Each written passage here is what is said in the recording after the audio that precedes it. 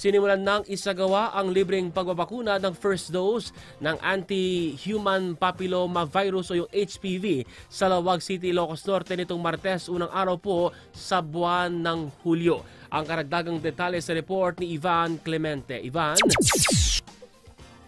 Pinangunahan ng Office of the Presidential Assistant for Northern Luzon kasama ang Department of Health at Local Government Unit ng Lawag City ang pagbabakuna sa mga batang babae na may edad 9 hanggang 14 na taong gulang.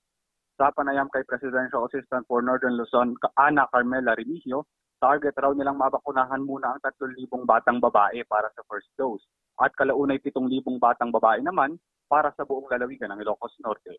Bukod sa bakuna, ang nasabing aktibidad ay nagsasagawa rin ng libreng cervical and breast cancer screening test para sa mga edad 30 hanggang 65 taong gulang.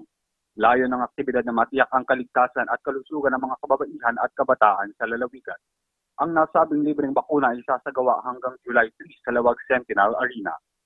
Sa Pilipinas, ang cervical cancer ay pangalawa sa listahan ng mga pangunahing sanhi ng cancer at cancer rin naman ang ika-4 na pangunahing sanhi ng pagkamatay ng mga kababaihan. Ako si Ivan Clemente, Newslight.